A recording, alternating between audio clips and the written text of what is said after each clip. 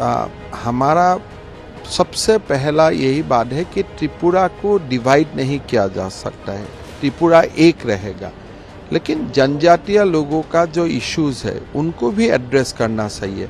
मेरा विश्वास है कि त्रिपुरा का नया सरकार और भारत सरकार दोनों जो भी जनजातीय लोगों का ग्रीवेंसेस है उसको एड्रेस करेगा और ज़रूरत होने से त्रिपुरा मोठा का साथ भी काम करेगा, उसमें कोई प्रॉब्लम नहीं है।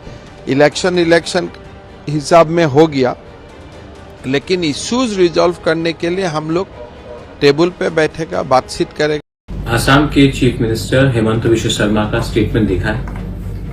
उन्होंने कहा है कि वो हमसे बात करने के लिए तैयार है। तो मैं सबसे पहले एक बात बोलना चाहता हूं, हम भी बात करने के लिए तैयार हैं, लेकिन हम कॉन्स्टिट्यूशनल सोल्यूशन के लिए बात करने के लिए तैयार हैं। अगर आप हमें बुलाएंगे, हम लोग हानि बुसा है, हम लोग भूमिपुत्र हैं। अगर आप हमें सम्मान देंगे, अगर आप हमें सम्मान से बुलाएंगे तो हम आएंगे। और अगर आप हमें बुलाएंगे क्योंकि हमें कुछ पोस्ट ऑफर करना है, तब नहीं। तिपरा मोथा इसके लिए नहीं बना था। तिपरा मोथा कॉन्स्टिट्यूशनल सोल्यूशन के लिए बना था।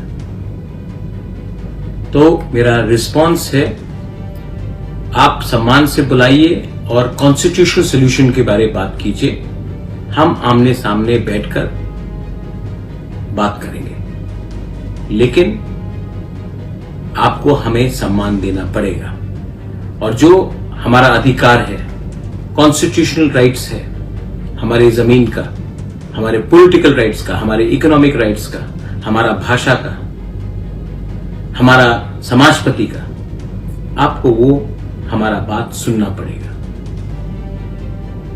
मैं तिपरा मोथा का चेयरमैन नहीं, मैं हानि बुसा भी हूं। हानि बुसा को आप प्यार करोगे, हम प्यार से आते हैं। हानि बुसा को आप छोड़ के त्रिपुरा में शासन करना चाहते हैं तो आपको आने वाले दिन में कष्ट होगा।